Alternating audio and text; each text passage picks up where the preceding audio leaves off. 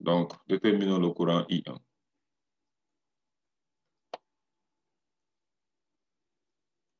Donc, déterminons le courant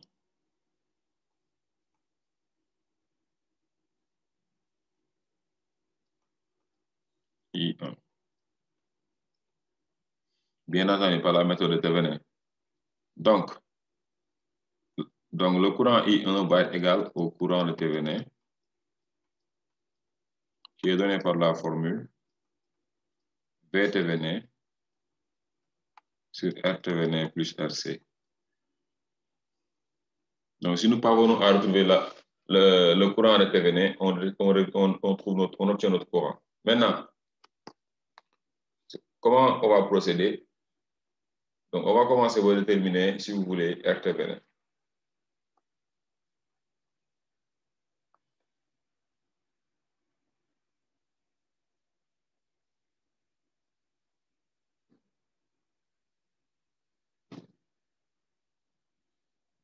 C'est 9R, oui.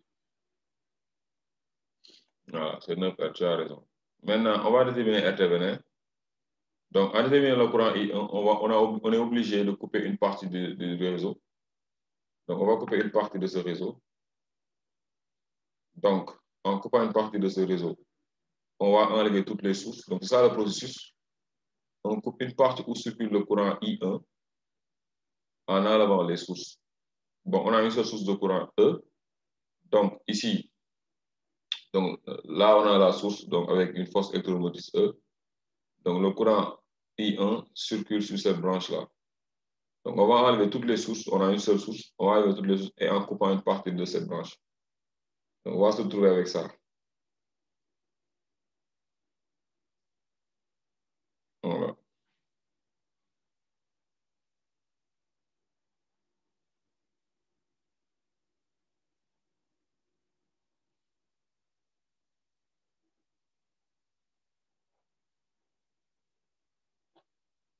Maintenant, les deux nœuds-là demeurent toujours dans le réseau. Et on voit que les deux résistances, 2R et 9R, sont en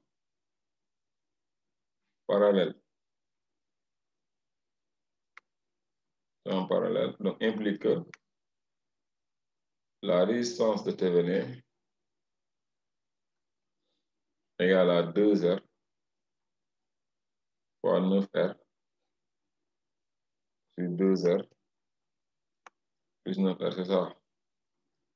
Ça va donner 18R carré sur 11R. Ce qui nous donne 18R sur 11. Donc voilà R Thévenin. 18R sur 11. Maintenant, pour retrouver V Thévenin, on va remettre la source en laissant la partie coupée.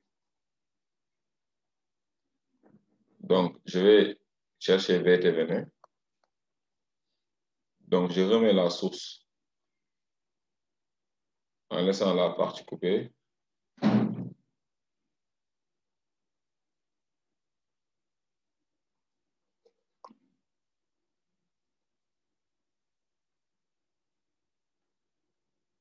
Donc, en laissant la partie coupée. Voilà. Là, c'est 2R. C'est 9R. Nous avons la source E. Maintenant, V Thévenin, c'est la différence de potentiel positif entre les deux points de coupure. Donc, V Thévenin, c'est la différence de potentiel positive entre les deux points de coupure. Donc, ici, si un courant devrait sortir par cette borne positive, donc si le courant devrait sortir par la borne positive de la source, donc il arrive en premier au point, en ce point-là. Donc, je répète, si un courant devrait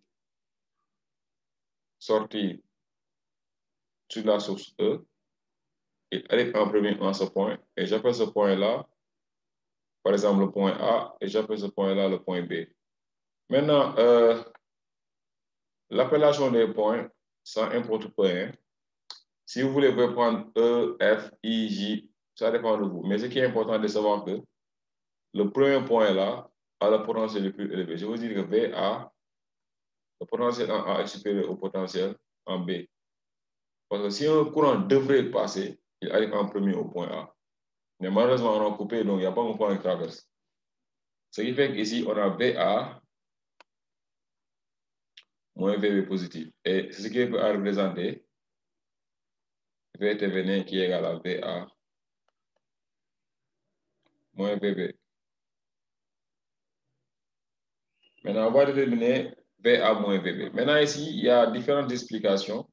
On peut appliquer la loi d'Ohm généralisée rigoureusement, ou bien on peut faire un petit résumé. Donc ici, sur cette partie-là, on a coupé la branche où il y a la source. Mais je pense que je vais juste utiliser l'ancienne explication. Donc, on a coupé la branche où il y a la source. Donc, d'après cette coupure-là, il n'y a pas de courant fictif. Bon, il n'y a pas de courant qui est délivré par la source. Mais, n'empêche, on va respecter la définition de la méthode de TVN. On va mettre des courants fictifs. Donc, on ne va pas se poser de problème. Puisqu'on est dans la méthode, on peut mettre des courants fictifs. C'est toujours possible de mettre des courants fictifs. Donc, on peut penser à mettre des courants fictifs. Des courants fictifs, donc, on les a mis, mais en réalité, ça n'existe pas. Hein. C'est-à-dire, il y a un courant qui peut sortir. Il n'y a pas un courant qui sort, c'est zéro, c'est nul. Mais on peut supposer que si un courant devrait passer, on aurait dû avoir ici un courant, par exemple, Ix et Y. Mais Ix et Y sont des courants fictifs. Donc, je mets bien Ix et Iy sont des courants fictifs. Donc, je parle de courants fictifs. C'est quelque chose qu'on a mis, mais qui n'existe pas. Donc, des courants fictifs. Ça n'existe pas. Donc, le mot fictif en France signifie quelque chose qu'on a mis, mais en réalité, ça n'existe pas. Mais on a mis juste mis ces courants, on a mis ces courants-là juste pour appliquer la loi d'Ohm généralisée. Mais physiquement, ces courants n'existent pas. Donc, c'est fictif. Donc, c'est la raison pour laquelle ici, la somme des courants qui arrivent en ce nœud est nulle. Il n'y a pas de courant qui arrive, c'est nul, c'est zéro. Mais n'empêche qu'on suppose qu'il y a des courants fictifs Ix et Y qui sortent. Maintenant, on va parcourir de A vers B. Donc, on peut mettre VA moins VB. Donc, en quittant A pour venir vers B, donc on sort par la borne négative, on aura E. Donc, le sens du courant est X, donc on aura moins 2R I Y. Voilà le premier chemin. Et le deuxième chemin, on quitte A toujours pour venir vers B. Donc, on sort toujours par la borne négative. Donc, ça va être VA moins VB égale à E moins 2R I X. C'est la deuxième équation. Mais on sait que ces deux équations-là sont égales. Donc, on peut écrire que E moins 2R I Y égale E moins... Non, ça, c'est 9R. Je suis trompé. C'est 9R. IX. Donc, en faisant l'égalité, le E et le E sautent. En ramenant là-bas, ou bien, ça dépend de vous. Donc, on peut ramener... donc, en ramenant IX ici, on aura donc 9R moins 2R, 9R IX, 9R IX moins 2R IY égale à 0. Mais on voit qu'au nœud, en ce nœud-là, donc au nœud A, bon, j'appelle ce nœud A, bon, ou bien ce nœud E, parce que je ne veux pas faire de confusion. En ce nœud E, ou bien j'ai déjà mis E dans l'énoncé, donc je vais changer. En ce nœud M, on a 0 courant qui arrive égal à IX plus IY, c'est qu'entre IX égale moins y. Donc, je vais remplacer ici y par moins x ou bien x par moins y. Donc, en remplaçant ça ici, x par moins y, j'aurai ou bien y par moins ix, j'aurai 9rix moins 2r facteur de moins ix égale à 0. Donc, on va factoriser par x, on aura donc r. Donc, r ix facteur de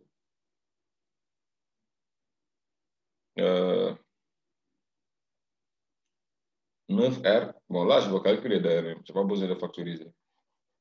Donc, je peux changer en mettant 9r ix plus 2r ix égale 0. Donc, ça va être 11r ix égale 0. Mais on sait que 11r est différent de 0. Donc, ça, c'est différent de 0. Si c'est nul, c'est parce que ix égale à 0. Donc, les courants, effectivement, vont être nuls parce qu'il n'y a pas de courant en réalité qui sort. Donc, ces parties-là, donc si x est nul, entraîne que y aussi égale à 0. X est nul, y nul. Donc, le potentiel, ces parties-là sont nulles. Parce que x et y sont nuls. Donc, VTVN égale à VA moins VB, qui est égal à VTVN égale à E. Voilà. Donc, ou bien, bon, il y a l'autre explication pour trouver le VTVN. Si on a coupé la branche où il y a la source, ça veut dire que ici, on a coupé la branche où il y a la source, il n'y a pas de courant en réalité. Donc, si vous parcourez ici, il n'y a pas de courant, il y a 0 courant. Donc, vous sortez par la borne négative, borne A, vous faites le tour, vous revenez sur B. Donc, vous sortez par la borne négative. Donc, ça veut dire que juste vous aurez directement VA moins PV égale à E. Bon, c'est plus rapide. C'est plus rapide. Bon, le fait qu'on a coupé la source, la branche où il n'y a pas de source, où il y a la source, donc il n'y a pas un courant qui sort logiquement. Donc, logiquement, il n'y a pas de courant qui sort parce qu'on a coupé la branche où il y a la source. Donc, vous appliquez la loi d'Ohm en quittant A venir vers B, la loi d'Ohm généralisée, mais en tenant compte qu'il n'y a pas de courant, il n'y a que la tension E. On sort par la borne négative, donc c'est moins E, ce qui donne, on a VA moins VB égale à E, ou bien VTVN égale à E. Bon, ça dépend de vous, hein. Vous pouvez choisir l'une des méthodes, mais il faut être explicite, il faut expliquer. Dans tous les cas, il faut expliquer. Voilà. Il faut expliquer. Maintenant, mais je conseille à ce que vous preniez cette méthode-là, si vous avez ça. Maintenant, on y va. On connaît VTVN, on connaît RTVN. Donc, RTVN, on avait trouvé 18R sur 11, si je ne me trompe pas. VTVN égale à E, entraîne que I1 qui est égal à ITVN égale à VTVN sur RTVN plus RC. Donc, c'est E. RTVN, c'est 18R sur 11. Maintenant, RC, il n'y a pas de résistance sur la partie coupée. Sur la branche qui est coupée, il n'y a pas de résistance. RC est nul. Ce qui nous donne finalement E1 égale à E sur 18R11. Donc, E1 égale à 11E sur 18R. Voilà. Donc, voilà comment on détermine E1, I1 avec la méthode de TFN. Donc, on vient de trouver le courant qui traverse, donc dérivé par la source E. Donc, on va maintenant déterminer le courant. Donc, ce courant qui traverse, donc le courant qui traverse cette partie. Je parle bien du courant I2. Donc, comme d'habitude, on va chercher RTVN. Donc, on va dire que I2 égale à ITVN qui donne VTVN sur RTVN plus RC. Donc, à quoi égale à RTVN? Donc, on enlève la source. Donc, ça, c'est le courant I1, I3. Donc, on va enlever la source. En coupant la partie où il traverse le courant I2. On met la résistance. Ça, c'est la résistance. Je pense que c'est la résistance 2R.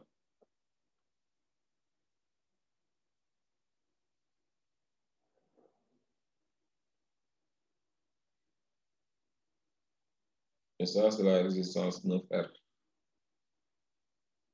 Parfait. Voilà. Donc, on y va. Donc, je vous avais montré la fois passée qu'il faut conserver les nœuds. Donc, si vous observez cette partie-là, c'est du fil.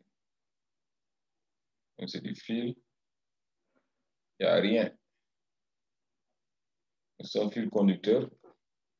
Donc, sa résistance, que je vais appeler R fil, est sensiblement nulle. Et on voit que le fil conducteur est en parallèle avec la résistance 9R. Donc, ils sont en parallèle parce que on a les nœuds qui existent ici. Donc, ces deux parties-là sont en parallèle. Donc, je peux vous permettre, je peux vous dire R fil est en parallèle avec la résistance 9R. Donc, on cherche R thévenin. Donc, c'est R fil fois 9R sur R fil plus 9R. Donc, on sait que ça, c'est 0 sur 0 plus 9R, ce qui donne 0. Donc, ici, R thévenin est nul. Parce que c'est le phénomène de court-circuit. Donc, la résistance thévenin est égale à 0. On a juste un fil ici. Maintenant, connaissant R thévenin, on va retrouver V thévenin. On remet la source en laissant la partie coupée.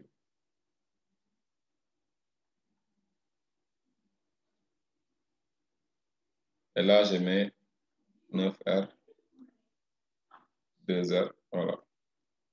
Donc, le courant qui arrive, le courant fictif qui arrive ici. Donc, si un courant devrait arriver en ce point, le courant X, il arrive, s'il passe par cette branche, il doit forcément passer par ce premier point-là. Donc, je vais appeler I, ou bien je vais appeler M, et ensuite arrive sur le second point qu'on appelle N. Donc, si le courant devrait passer cette branche-là, il arrive en premier au point M, on voit nettement que le potentiel en M est plus grand que le potentiel en N. Donc, ce qui va donner la différence V thévenin égale à Vm moins Vn. Parce que c'est une différence de potentiel positive. Donc, je vous ai dit que V thévenin, c'est la différence de potentiel positive. On peut retrouver V thévenin en faisant la différence positive. Maintenant, en appliquant la loi généralisée, là c'est plus moins, on a Vm moins Vn. On quitte M pour venir vers N. On sort par la borne négative, moins, on obtient directement Vn moins V égale à E. Et on s'arrête là. On a notre V thévenin. Donc, on quitte M pour venir vers N. On sort par la borne négative. C'est pourquoi on a E. Donc, V thévenin égale à E. Ce qui fait qu'ici, notre courant I2,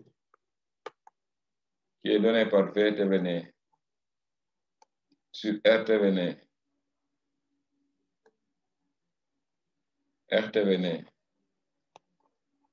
plus RC égale à E. R thévenin, c'est nul. RC, c'est la résistance qui est sur la branche coupée, donc c'est la résistance 2R.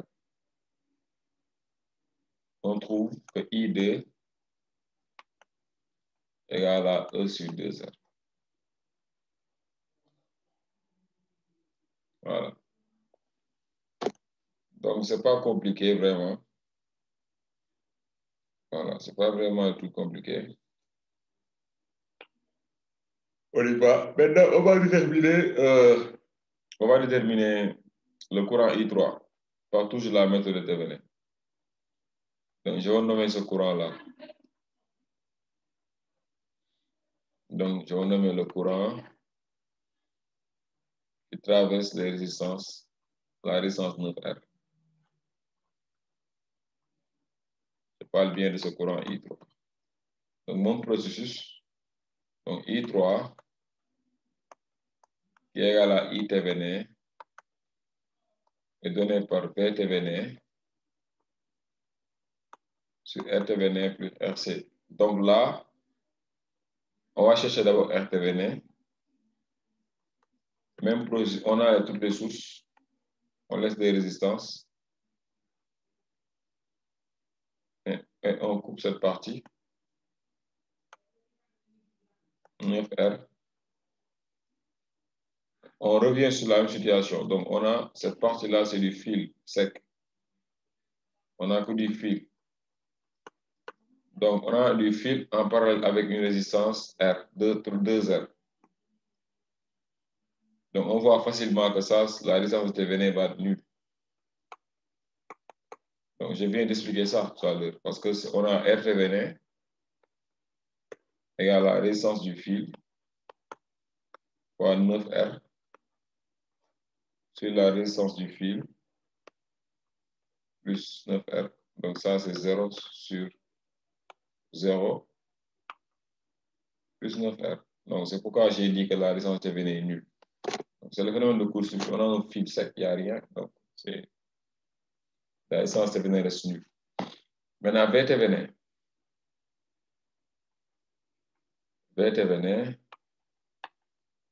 égale. Donc, on remet la source en remettant les résistances, en laissant la partie coupée.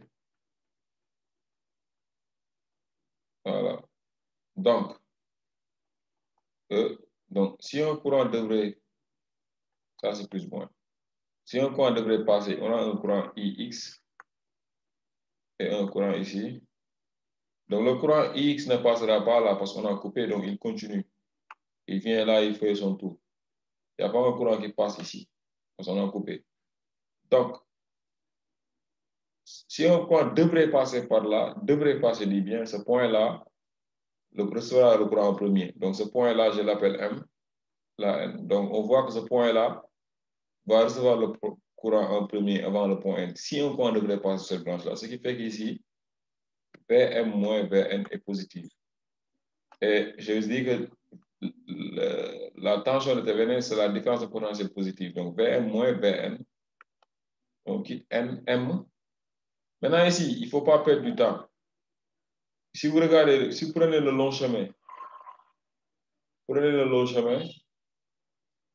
je quitte M pour venir vers N en prenant le long chemin. Qu'est-ce qui se passe? Je quitte M, je fais le tour, je sors par la bande négative, j'obtiens directement la tension. Donc ici, on prend le chemin. Donc ça, c'est les astuces à utiliser aussi.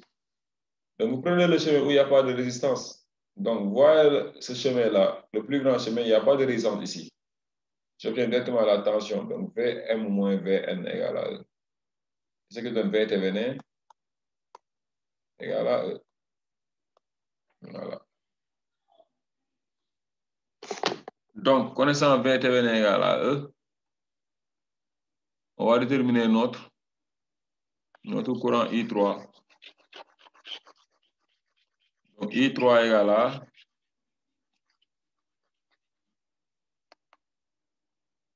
donc I3 qui est égal à ITVN donné par la formule VTVN, RTVN, RC. Donc, VTVN, c'est E. RTVN, c'est 0. Et RC, c'est la résistance qui est sur la branche coupée, c'est 9R. Ce qui donne I3 égale à E sur 9R. Et vous avez tous les points de l'examen. Donc ici, je rappelle que c'est un examen, c'est la deuxième partie de l'examen. Donc, je la mets de l'année 2017. Je suis juste la méthode de TVN. Donc, on va regarder donc, la méthode, comment dirais-je, le champ magnétique. Donc, on va aller au champ magnétique. introduire quelque chose.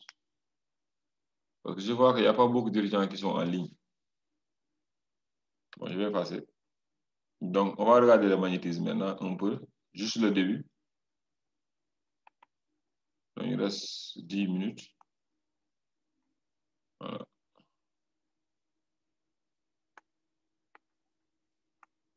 Donc, on a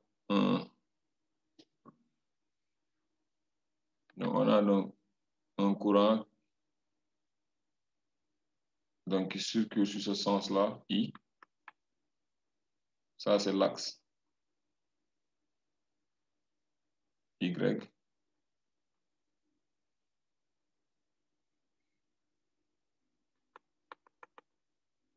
Ça, c'est l'axe X.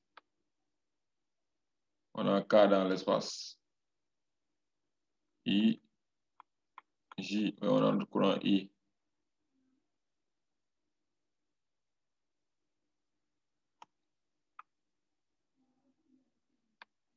On a le courant I qui circule, voilà. Et notre système est associé donc. Donc ça, c'est le vecteur radial. Et on a le vecteur orthoradial, Eθ. Et ça, c'est l'axe Z. On va déterminer le champ au centre. Le champ au centre, donc c'est la première question BO.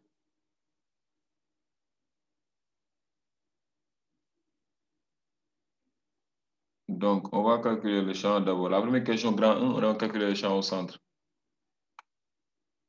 Donc, en appliquant la méthode, la loi de Biot-Savart, D de BO égale à mu0 I sur 4 pi D de L vectoriel PO sur PO. Et là, on a PO carré. Donc, on va calculer le champ au centre. Donc, qu'est-ce qu'on va faire? D'abord, le produit vectoriel. DL vectoriel PO sur PO. Donc, DL, c'est le vecteur orthoradial. Donc, si vous prenez votre élément de longueur ici, DL, l'élément de longueur ici, DL, si vous considérez ça comme vecteur, il a le même sens que le vecteur orthoradial Eθ. C'est pourquoi on écrit D de L vecteur égale à D de L Eθ. Donc, c'est un vecteur orthoradial. Orthoradial. Ouais. Maintenant, le vecteur PO sur PO, c'est le vecteur. Donc, P, si je centré en P ici. Donc, PO sur PO, c'est le vecteur qui est en sens contraire avec le vecteur. C'est le vecteur unitaire. Donc, c'est un vecteur unitaire. Donc, c'est un vecteur unitaire. Donc, orienté PO. Donc, orienté PO. Donc, de sens PO, je veux dire.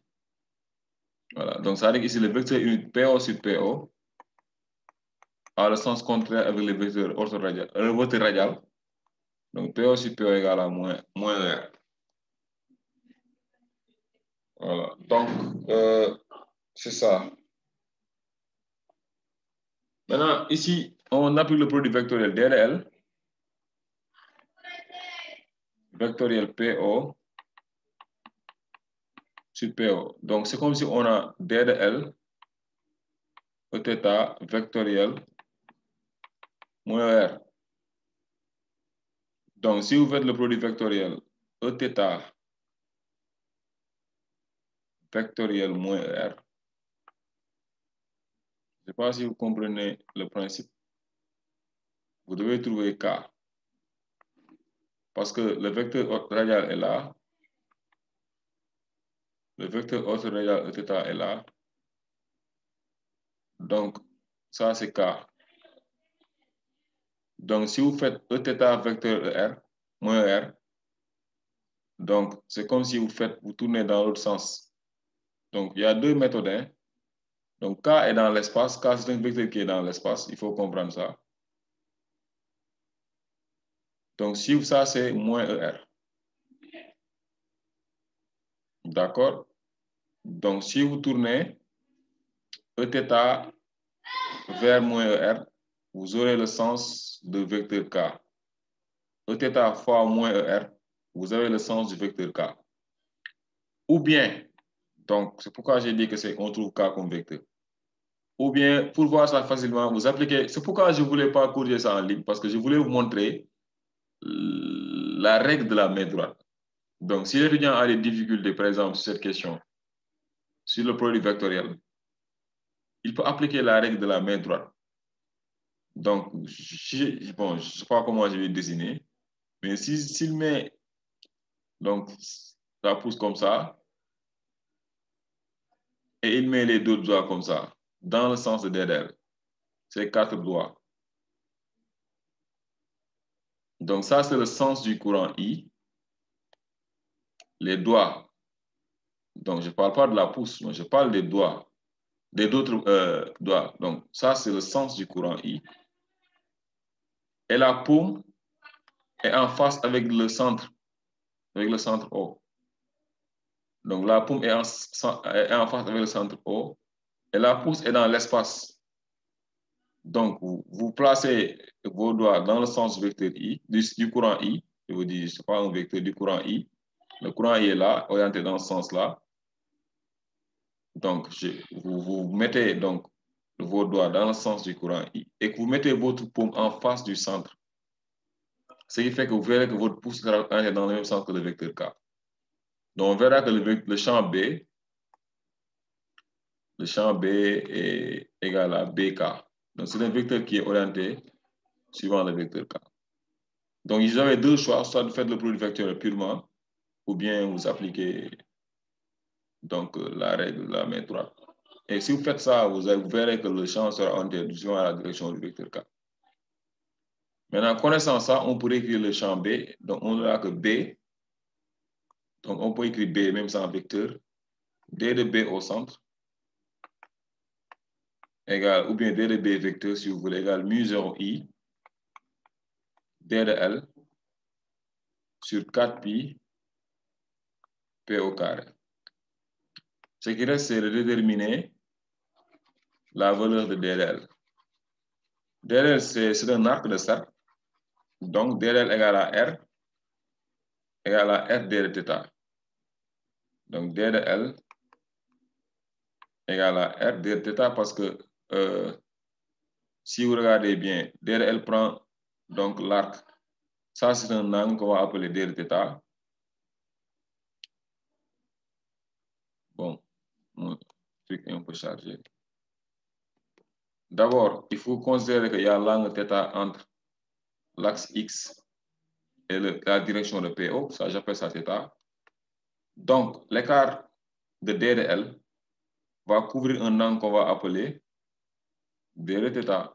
Donc, D de L va couvrir un angle que je vais appeler D de θ, sachant que la direction PO et l'axe X font, donc ils font un angle, donc ici, un angle que j'appelle θ. Donc, ça veut dire que cet arc-là va faire un angle qu'on va appeler D de θ. C'est pourquoi D de L considéré comme un arc est donné par le rayon fois D de θ. Donc, si on remplace ça, on aura D de B. Bon, là, j'ai oublié de mettre K. Donc, D de B, vecteur égal à mu 0, I R D de θ sur 4 pi, c'est ça, PO au carré. Or, PO, c'est R carré, donc PO, c'est R. Donc, ce qui donne, donc ça, c'est K. Donc, il est presque l'heure, hein, ça va arrêter tout à l'heure. R sur 4 pi, R carré D θ K. Voilà D de B. Voilà. Voilà D de B. Maintenant, il s'agit juste de simplifier et d'intégrer θ. Donc, on va intégrer θ de moins pi, de 0 à pi, 0 à 2 pi. Donc, c'est ce qu'on va avoir. Voilà. Donc, vous verrez que les bornes d'intégration, c'est de 0 à 2pi.